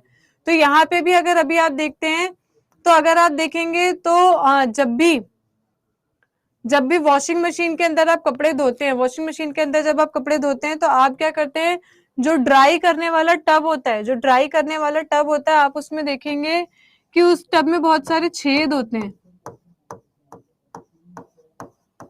ड्राई करने वाले उसी टब के अंदर क्या होता है, ड्राई करने वाले उसी टब में बहुत सारे छेद होते हैं। तो अब जब आप इसके अंदर गीले कपड़े डालते हैं, अब जब आप इसके अंदर गीले कपड़े डालते हैं और इसे स्पिन कर देते हैं, उस पर आप स्पिन का बटन दबाते हैं ना, तो जब ये टब जोर से गोल गोल घूमना चालू होता है, जब ये टब जोर जोर से गोल गोल घूमता है तो क्या होता है, गोल गोल घूमने की वजह से एक फोर्स काम करता है, कहाँ, बाहर की तरफ। अब जब वो फोर्स लगता है तो वो कपड़े और पानी दोनों के ऊपर लग रहा है। वो फोर्स आप देखेंगे, कपड़े यहाँ आके चिपक जाते हैं, किनारे पे कोने में चिपक जाते हैं। तो जब वो फोर्स बाहर की तरफ काम करता है तो इन छेदों में से, इन छोटे छोटे छेदों में से पानी तो बाहर आ जाता है लेकिन कपड़े अंदर ही रह जाते हैं। लेकिन सारा पानी सेंट्रीफ्यूगल फोर्स लगने की वजह से कहाँ आ गया, बाहर आ गया, और आपके कपड़े क्या हो जाते हैं, सूख जाते हैं। तो अगर पूछा जाएगा कपड़े धोने वाली वॉशिंग मशीन में आपका कौन सा बल कार्यात्मक है, which force is acting in the washing machine when the cloth is dried, तो आप क्या बता देंगे, सेंट्रीफ्यूगल फोर्स है, अभिकेंद्रीय बल है। ठीक है, फिर ऐसे ही आपकी आती है जब आप दूध भिगोते हैं या जब आप दही चलाते हैं ना, तो जब आप मथानी से उसको इस तरीके से ऐसे ऐसे करते हैं तो आप देखिएगा अंदर का जो दूध होता है वो भी गोल गोल घूम रहा होता है, और गोल गोल घूमने की वजह से एक फोर्स बाहर की तरफ लगता है। तो क्योंकि मलाई हल्की होती है वो निकल के बाहर हो जाती है और आपका दूध दूध यानी कि पानी पानी क्या हो जाता है, अलग हो जाता है। तो जब दूध को घुमाया जाता है तो दूध के अंदर भी कौन सा फोर्स काम करता है, आपका यही फोर्स काम करता है।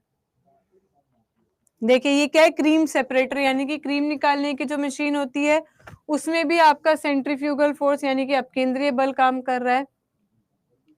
ठीक है, जब वॉशिंग मशीन के ड्रायर में आप कपड़े सुखाते हैं तब भी आपका क्या होता है, तब भी आपका यही फोर्स काम करता है। ठीक है, तो ये सारा क्या था, ये सारा था आपका किसके बारे में, ये सब कुछ था आपके फोर्स और न्यूटन की गति के तीनों नियम के बारे में और उनसे संबंधित बल के बारे में। ठीक है, क्लास आप लोगों को इसको एक बार रिवाइज कर लीजिए, इसको एक बार रिवाइज कर लीजिए। हम क्लास वापस से 10 मिनट के अंदर शुरू करेंगे और अगला टॉपिक हम करेंगे ग्रेविटेशन। ठीक है, अगला टॉपिक या फिर अगला टॉपिक हम करेंगे वर्क पावर एनर्जी। अगला टॉपिक हम अगले 5 मिनट में शुरू कर देंगे, तुरंत नहीं। अभी अभी ब्रेक दिया था मुझे पता है, पर दोबारा ब्रेक इसलिए दे रही हूँ कि एक बार ये जितना भी दिया है ना आप लोगों की ये पूरी पीडीएफ अपलोडेड है, इस पूरे पीडीएफ को पढ़ो, इसमें कोई भी डाउट हो तो पहले 5 मिनट डाउट लूंगी और उसके बाद वर्क, पावर, एनर्जी 3 टॉपिक करेंगे। तो आप लोगों का unit, laws of motion, force, work, power, energy, ये मेन टॉपिक्स हो जाएंगे। उसके बाद हम क्लास को आगे कंटिन्यू करेंगे। तो मात्र 5 मिनट में मिलते हैं। ये 5 मिनट सिर्फ इसलिए दे रही हूँ कि आप इसे एक बार रीड कर सके, मैं भी यहीं खड़ी हूँ।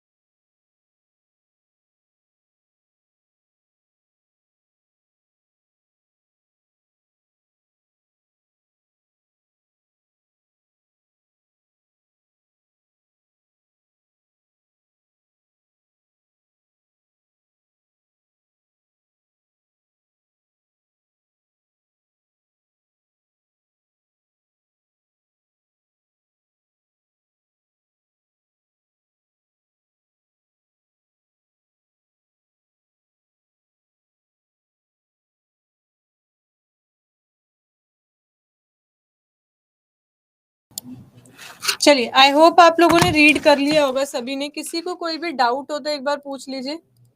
किसी को किसी भी तरीके का डाउट हो तो पूछिए, नहीं तो हम आगे कंटिन्यू करेंगे।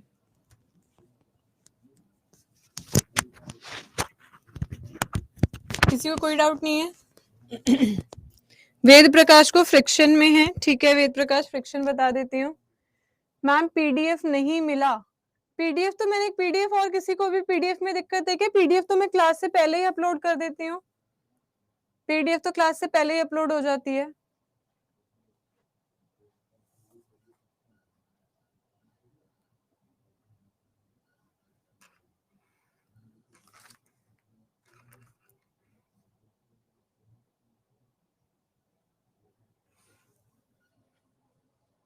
पीडीएफ डाउनलोड नहीं हो रही है।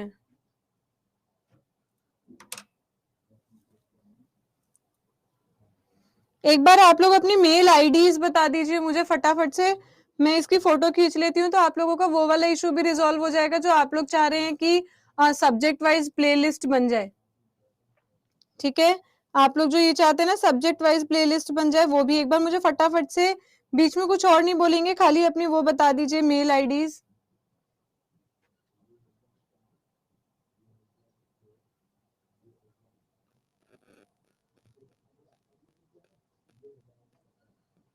विपुल की आ गई है, रामू की आ गई है, मोहसिन की आ गई है।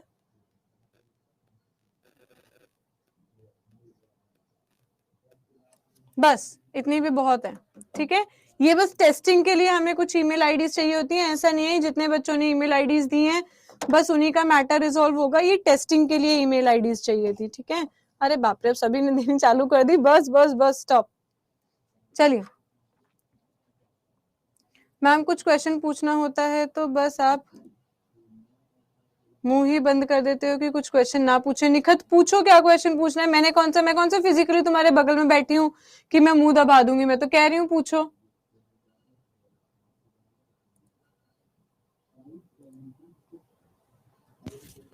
मनोज पीडीएफ मैं टीम को बता दूंगी, आप लोग की पीडीएफ हो जाएगी अवेलेबल। यहाँ से अगर मैं शेयर करूं भी तो नहीं होगा।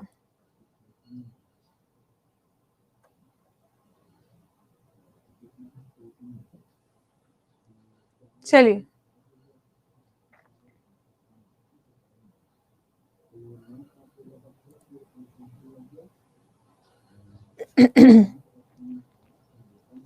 देखिए, चैट ऑफ करने के कारण आप लोग खुद हैं। स्टार्टिंग की क्लासेस में क्या मैंने चैट ऑफ करी थी? मैंने कभी चैट ऑफ नहीं करी थी, ठीक है। चैट मैंने कभी ऑफ नहीं करी थी। चैट ऑफ करवाने की रीजन आप लोग खुद ही है, क्योंकि आप लोग टॉपिक से हट के आपस में बात कर रहे होते हैं।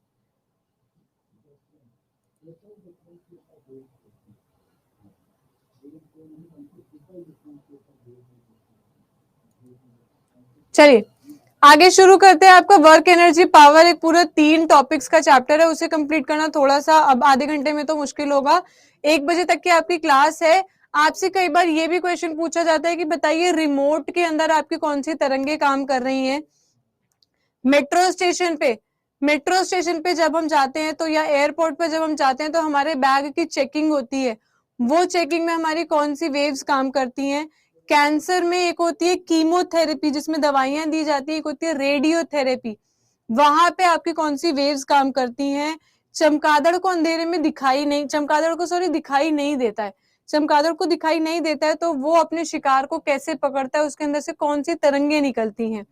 पानी के नीचे डूबी हुई पनडुब्बी का अगर पता लगाना है, वहां भी कुछ तरंगों का इस्तेमाल किया जाता है, वहां कौन सी तरंगे इस्तेमाल की जाती हैं? तो इन तरंगों से आप लोगों के काफी सारे क्वेश्चंस आते हैं,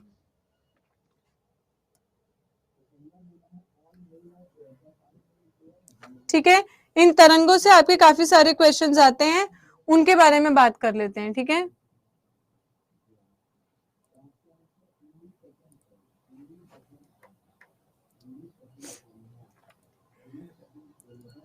चलिए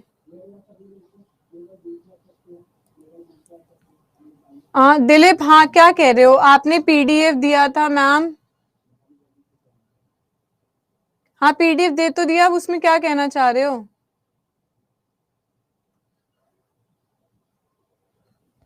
चलिए अगला जो आप लोगों का टॉपिक है वो टॉपिक क्या है आप लोगों का? वेव्स। अगला टॉपिक जो है वो क्या है आप लोगों का? वेव्स यानी कि तरंगे।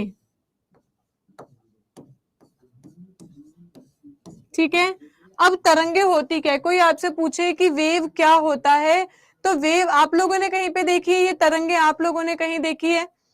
अगर नहीं देखी हो तो आप लोगों को क्या करना है, कहीं पे भी, बारिश का सीजन है, कहीं पे भी अगर पानी इकट्ठा हो रखा होगा तो उसके अंदर आप एक पत्थर फेंक दीजिएगा। बारिश के मौसम में जहां पे भी आपको रुका हुआ पानी नजर आए, उस रुके हुए पानी में आप क्या करेंगे? आप पत्थर डाल देंगे। तो जैसे ही आप उस रुके हुए पानी में पत्थर डालेंगे तो आप देखेंगे जहां पे आपने पत्थर डाला है वहां पे आप लोगों को इस तरीके का एक चक्र दिखाई देगा, एक सर्कल दिखाई देगा, जो कि धीरे धीरे क्या होता जाएगा, उस पानी के अंदर बढ़ता चला जाएगा, जो कि धीरे धीरे क्या होगा, उस पानी में बड़ा होता जाएगा और एक टाइम बाद गायब हो जाएगा। अब आप लोगों को करना क्या है? अब आप लोग बनाइए कागज की एक नाव। अब आप लोग बनाइए क्या? कागज की एक नाव, और उस कागज की एक नाव को बना के यहाँ पे रख दीजिए, यहाँ रख दीजिए पत्थर मार के। तो आप देखेंगे, देखो पत्थर की वजह से यहाँ थोड़ा सा पानी हिला, थोड़ा सा पानी आगे गया, तब तो ये बोट आप लोगों की थोड़ी बहुत हिल सकती है, वरना ये बोट अगर आप देखेंगे ना तो ये चक्र तो आगे की तरफ बढ़ते जाएंगे, ये सर्कल्स बड़े होते जाएंगे, लेकिन ये बोट अपनी जगह से नहीं हिलती है। ये बोट वहीं पे वाइब्रेशन करके रह जाएगी, वहीं पे हिल के रह जाएगी, लेकिन ये कहो कि इसका स्थानांतरण हो, ये एक जगह से दूसरी जगह पे जाए, तो ऐसा नहीं होता है। इसी को क्या कहा जाता है? इसी को हम कह देते हैं वेव्स। तो बेसिकली यहाँ हुआ क्या, जब मैंने पत्थर को ऊपर हाथ में हवा में उठाया तो हाइट की वजह से, ऊंचाई की वजह से उसमें एक ऊर्जा आ गई, और वो कौन सी थी? वो थी आपकी स्थितिज ऊर्जा, पोटेंशियल एनर्जी। जब मैंने उसे फेंका तो मोशन में आने की वजह से, गति में आने की वजह से उसी पत्थर के अंदर आ गई क्या? उसी पत्थर के अंदर आ गई आपकी काइनेटिक एनर्जी यानी कि गतिज ऊर्जा। अब पत्थर के सहारे जब ये गतिज ऊर्जा आपकी पानी में पहुंची तो इस एनर्जी ने आगे की तरफ ट्रेवल करना शुरू किया, इस एनर्जी ने आगे की तरफ ट्रेवल करना शुरू कर दिया। तो और आपको ये तरंगे सी, ये रिंग, ये चक्र से बनते हुए दिखाई दिए, यानी कि यहाँ पे किसका स्थानांतरण हो रहा था?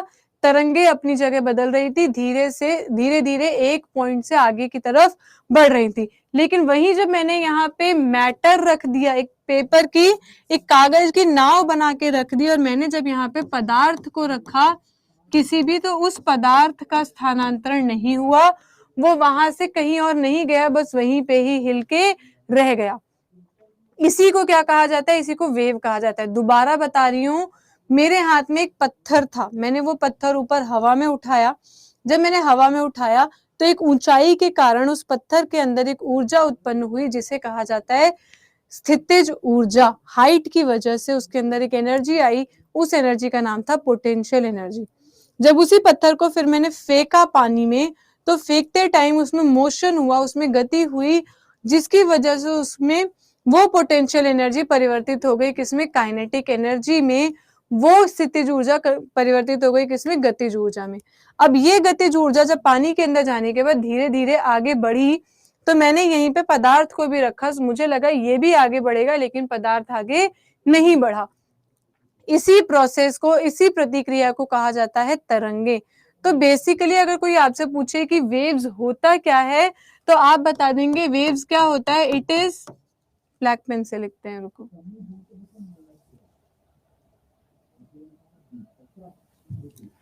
वेव्स को आप क्या बताएंगे? आप बताएंगे it is a disturbance which transfer the energy. क्या बताएंगे? वेव्स क्या होती हैं? It is the disturbance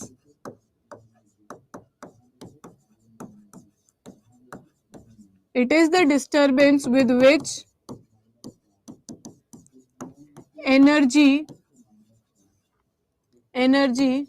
travels from one place to another। इसमें क्या हो रहा है?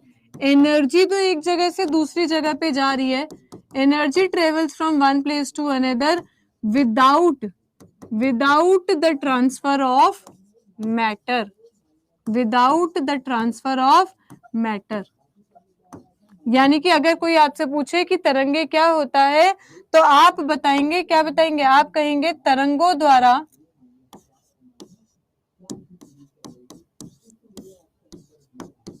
तरंगों द्वारा ऊर्जा एक स्थान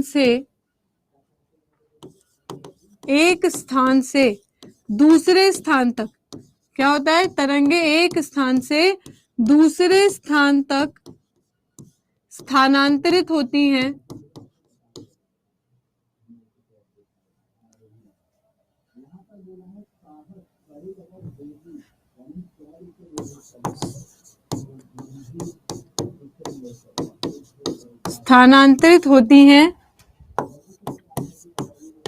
किंतु पदार्थ नहीं होते।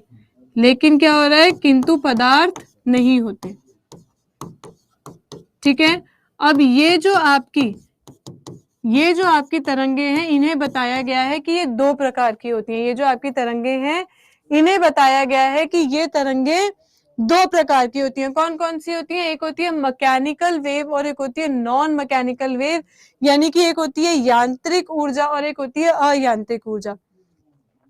अब इन दोनों में क्या अंतर होता है? इन दोनों में क्या अंतर है? देखिए, मैंने कहा आपसे कि वेव्स क्या है, वेव्स दो तरीके की हैं।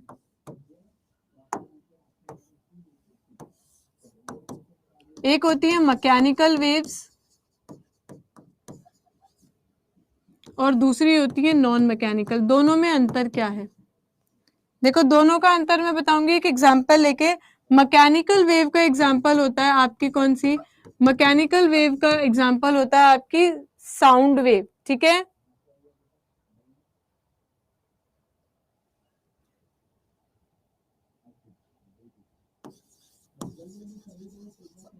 यहाँ क्या आ गया? साउंड। यहाँ क्या आ गया? आपका लाइट।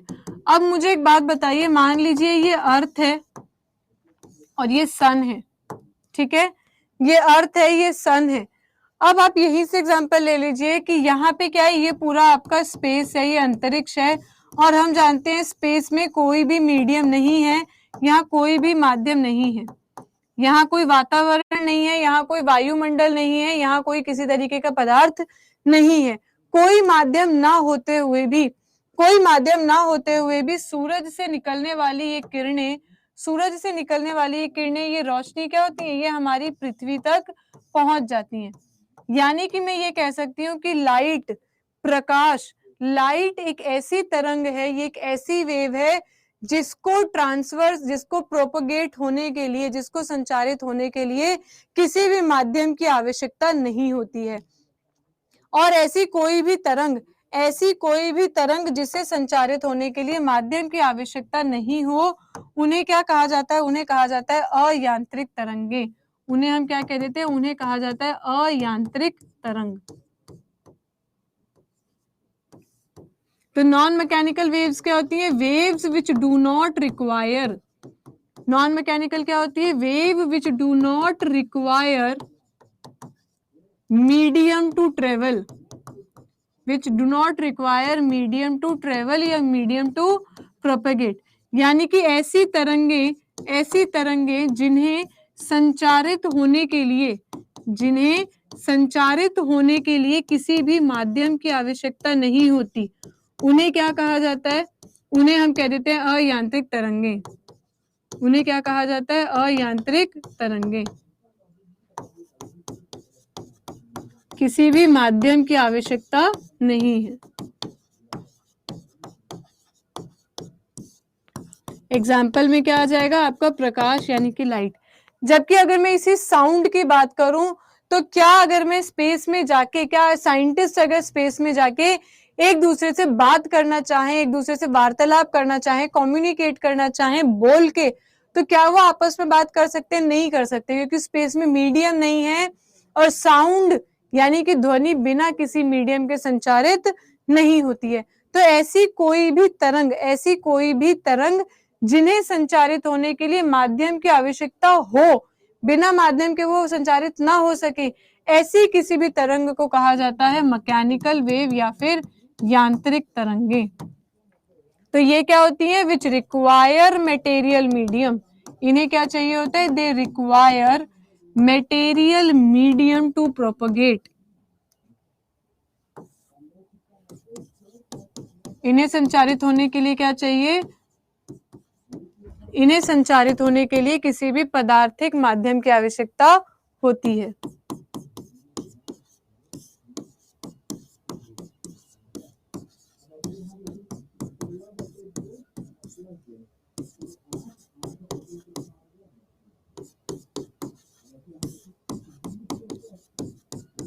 पदार्थिक माध्यम की आवश्यकता है।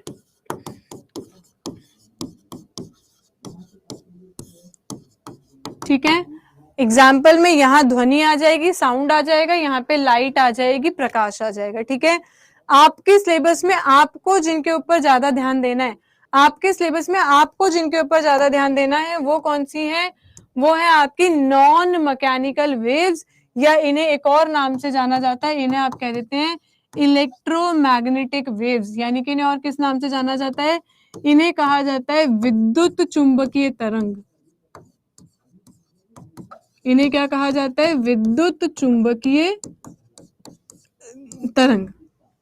और आपके जितनी भी एग्जाम्पल्स में हैं, आपके जो सिलेबस में जो आपके पेपर में पूछी जाती है वो सारी कौन सी है? वो सारी आपकी यही विद्युत चुंबकीय तरंग है।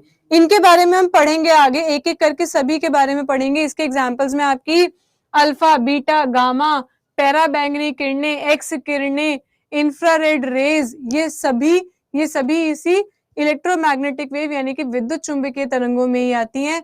इनकी मैं एक एक करके सबकी प्रॉपर्टीज अलग अलग बताऊं, उससे बेहतर ये होगा कि मैं एक बार में ही आपको सारे इलेक्ट्रोमैग्नेटिक वेव यानी कि विद्युत चुंबकीय तरंगों के गुणों के बारे में बता देती हूँ, ताकि सब में आपको अलग अलग पढ़ने की जरूरत नहीं पड़ेगी। तो अगला जो हम बात करेंगे वो किसकी कर रहे हैं? हम कर रहे हैं इन्हीं इलेक्ट्रोमैग्नेटिक वेव्स यानी कि विद्युत चुंबकीय तरंगों के गुण, इनके कैरेक्टरिस्टिक्स। ठीक है, देखिए सबसे पहला कैरेक्टरिस्टिक जो होता है, सबसे पहला कैरेक्टरिस्टिक ये है कि जितनी भी विद्युत चुंबकीय तरंगे होती हैं ये सभी उदासीन होती हैं, इनके ऊपर कोई भी चार्ज नहीं होता है, इनके ऊपर कोई भी चार्ज नहीं होता है। एक्सरे देख लो, अल्फा रेज के ऊपर आप देखेंगे उनके ऊपर पॉजिटिव चार्ज होता है, +2 चार्ज होता है, लेकिन ये जितनी भी आपकी एक्सरेज के ऊपर कोई चार्ज नहीं होता, एक्सरेज के ऊपर कोई भी चार्ज नहीं होता है। तो जितनी भी आपकी इलेक्ट्रोमैग्नेटिक वेव्स होती हैं ये कैसी होती हैं? ये न्यूट्रल होती हैं, ये उदासीन होती हैं। उदासीन का मतलब क्या है? इनके ऊपर कोई भी आवेश नहीं होता है, इनके ऊपर कोई भी चार्ज नहीं होता है।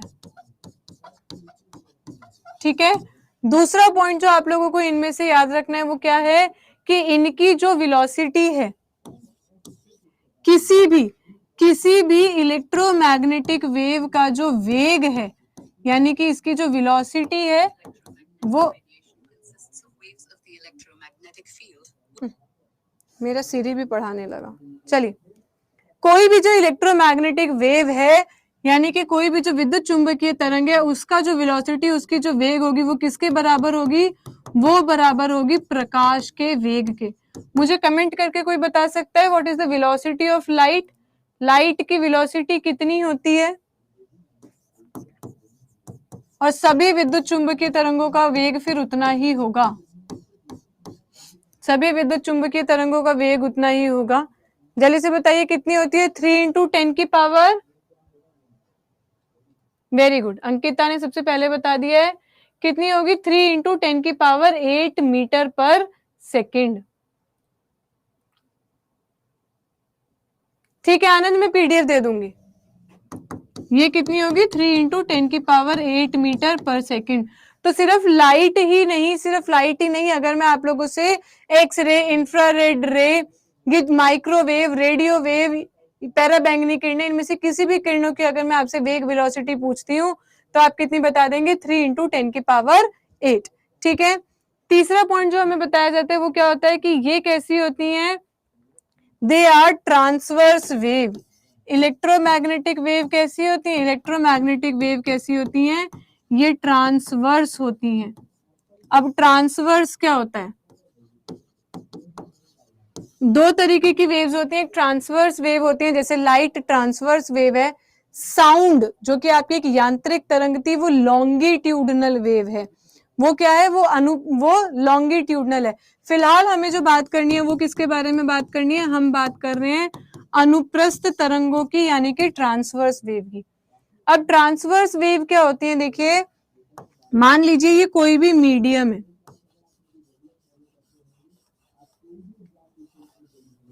ये कोई भी मीडियम है।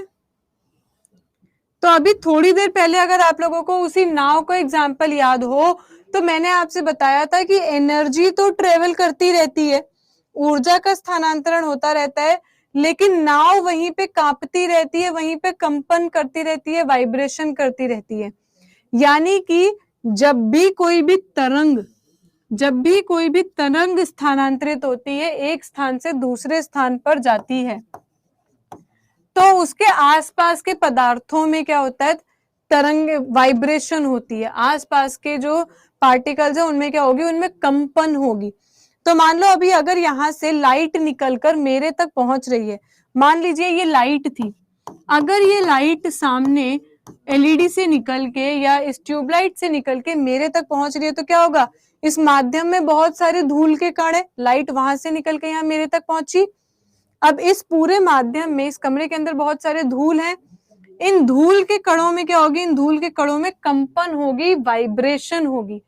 और ये वाइब्रेशन कैसी होगी, ये वाइब्रेशन होगी परपेंडिकुलर। ये कैसी होगी, ये वाइब्रेशन होगी कैसी, ये परपेंडिकुलर वाइब्रेशन होगी।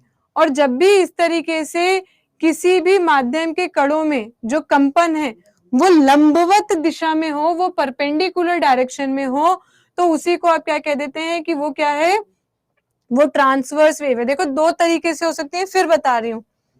जब भी कोई वेव ट्रेवल करती है, जब भी कोई एनर्जी एक जगह से दूसरी जगह, वेव का मतलब क्या है, एनर्जी एक जगह से दूसरी जगह जा रही है, तो जब भी एनर्जी एक जगह से दूसरी जगह पे जाएगी तो वहां पे पदार्थ का मैटर में वाइब्रेशन होगी। यहाँ पे मीडियम में कौन सा पदार्थ है, हमने ले लिया डस्ट पार्टिकल, हमने ले लिया डस्ट पार्टिकल। इस डस्ट पार्टिकल में वाइब्रेशन होगी, कंपन होगी। कंपन होने के दो तरीके हैं, या तो कंपन इस तरीके से होगी या कंपन इस तरीके से होगी। अगर इस तरीके से होती है यानी कि लंबवत दिशा में होती है तो उसे कहा जाता है ट्रांसवर्स वेव, अनुप्रस्थ तरंग, ठीक है। लेकिन अगर कंपन उसी के पैरेलल होती है, उसी के पैरेलल हो रही है, तो उसे क्या कहा जाता है, उसे कहा जाता है लॉन्गिट्यूडिनल, उसे कहा जाता है लॉन्गिट्यूडिनल वेव। ये हम साउंड में पढ़ेंगे, फिलहाल हम ध्यान देते हैं किस पे, ट्रांसवर्स वेव में। तो यहाँ पे ये पार्टिकल्स थे और ये पार्टिकल्स परपेंडिकुलरली क्या कर रहे थे, वाइब्रेट कर रहे थे। अब जब इनकी वाइब्रेशन हो रही थी तो वाइब्रेशन के दौरान, जब इनमें कंपन हो रही थी तो कंपन के दौरान मैंने ये नोटिस किया कि वाइब्रेट करते करते ये पार्टिकल कितना ऊपर तक जा सकता है। मैंने इस ऊपर वाली दूरी पे एक बिंदु लगा लिया कि जब ये वाइब्रेट कर रहा है ये मैक्सिमम कितना ऊपर तक जा रहा है। जब मेरे को ऊपर का एक बिंदु मिल गया तो मैंने वाइब्रेशन में ये भी देखा कि ये नीचे कितना जा सकता है, और फिर मैंने क्या किया, इन बिंदुओं को जोड़ दिया और मुझे कुछ इस तरीके का ग्राफ मिल गया, मुझे कुछ इस तरीके का ग्राफ मिल गया। इस ग्राफ में ये वाली जो दूरी थी, जिसे मैं कह रही हूं कि वाइब्रेशन के दौरान जो उसने मैक्सिमम दूरी ऊपर की तरफ या मैक्सिमम दूरी नीचे की तरफ तय की थी, इसी दूरी को मैंने नाम दे दिया क्या, एम्पलीट्यूड। इसी दूरी को मैंने क्या नाम दे दिया, एम्पलीट्यूड कह दिया, यानी कि आयाम कह दिया। तो अब अगर कोई मुझसे पूछता है कि एम्पलीट्यूड क्या होता है, एम्पलीट्यूड क्या होता है, आयाम क्या होता है, तो आप बताएंगे जब भी कोई ऊर्जा एक जगह से दूसरी जगह जाती है, यानी कि जब भी तरंगों का स्थानांतरण होता है तो वहां मौजूद, उसके माध्यम में मौजूद कणों में कंपन होती है। उस कणों के कंपन के दौरान लंबवत दिशा में वो कण कितनी अधिकतम दूरी ऊपर या कितनी अधिकतम दूरी नीचे तक तय कर रहे हैं, उस दूरी को क्या कहा जाएगा, आयाम कहा जाएगा, एम्पलीट्यूड कहा जाएगा। इंग्लिश वाले कहेंगे whenever a wave travels the particles of the medium vibrate in perpendicular direction and during that vibration the maximum distance upwards और downwards, the maximum distance upwards or downwards taken by the particle is known as amplitude, और symbol क्या होता है, a होता है। जल्दी से मुझे बताइए कि ये ट्रांसवर्स वेव क्या होती है और एम्पलीट्यूड क्या होता है, ये क्लियर हो गया है। ट्रांसवर्स वेव क्या होती है, एम्पलीट्यूड क्या होता है, ये क्लियर हो गया। फिर हम आगे बढ़ें।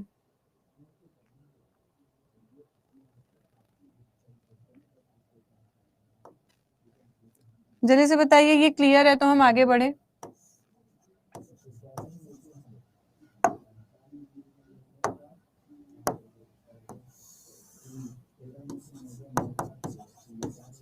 फिर मैं आपको बताती हूँ वेवलेंथ क्या होती है, तरंग दैर्ध्य क्या होता है।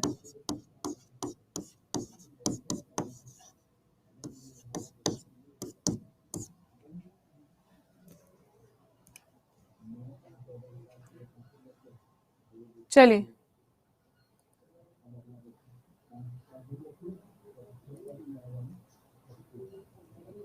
साइन वेव, क्षितिज साइन वेव कौन सा है?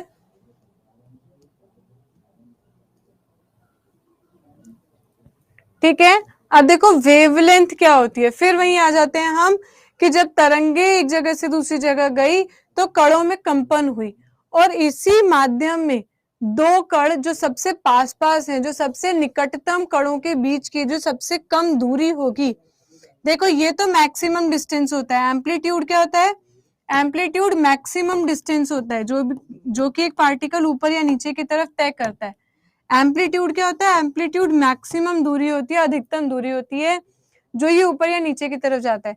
जबकि जो वेवलेंथ है वो मिनिमम डिस्टेंस है। और किसके बीच का मिनिमम डिस्टेंस? इसी मीडियम में जो दो पार्टिकल्स हैं, दो कणों के बीच की जो न्यूनतम दूरी है, दो कणों के जो बीच की न्यूनतम दूरी है, उसी को क्या कहा जाता है? उसी न्यूनतम दूरी को ही कहा जाता है क्या? आपका तरंग दैर्ध्य या फिर वेवलेंथ। उसको क्या कहा जाता है? उसको कहा जाता है वेवलेंथ। तो बेसिकली आपके इलेक्ट्रोमैग्नेटिक वेव्स क्या है? ये ट्रांसवर्स वेव्स हैं, यानी कि जब भी ये ट्रेवल करेंगी तो वहां पे जो मीडियम होगा, उस मीडियम के जो पार्टिकल्स होंगे वो पार्टिकल आपके हमेशा परपेंडिकुलर डायरेक्शन में वाइब्रेट करेंगे। ठीक है, आज 5 से 6 में भी आप लोगों की क्लास होगी। ठीक है, 5 to 6 में भी आप लोगों की क्लास है। 5 to 6 वाली क्लास में आपको पूरा gamma rays, X rays, UV rays, radio wave, microwave, इन सभी रेडिएशंस के बारे में, इनकी खोज किसने की थी, इनके यूजेस क्या क्या हैं, इनको नाम किसने दिया था, इसके बारे में हम करेंगे। ठीक है, तो ये जितनी भी आपकी बची हुई वेव्स हैं, ये हम शाम को 5 बजे करेंगे। ठीक है, शाम को 5 बजे आप लोगों की क्लास होगी। 5 से 6 में हम इन सारी वेव्स के बारे में पढ़ेंगे, एक एक करके सारी वेव्स को डिस्कस करेंगे।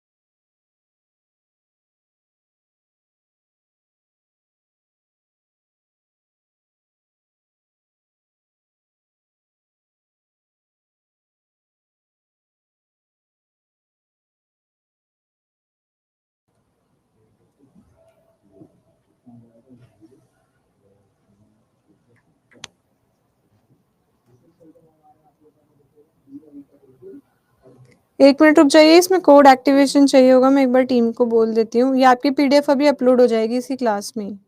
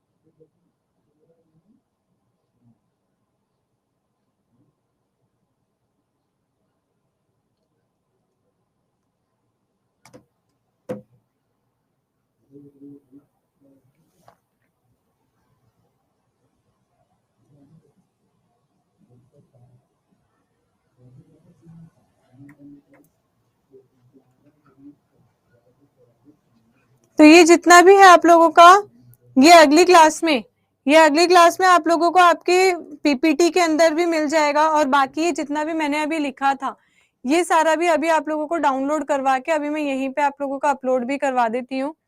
ये यहीं पे ही अपलोड भी करवा देती हूँ। इसमें डाउनलोडिंग का ऑप्शन नहीं है, अपलोडिंग का तो आ रहा है।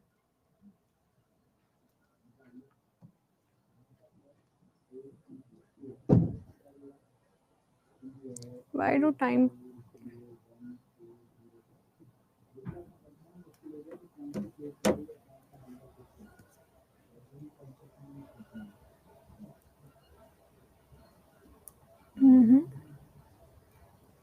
डाउनलोडिंग का ऑप्शन इसमें दिख ही नहीं रहा।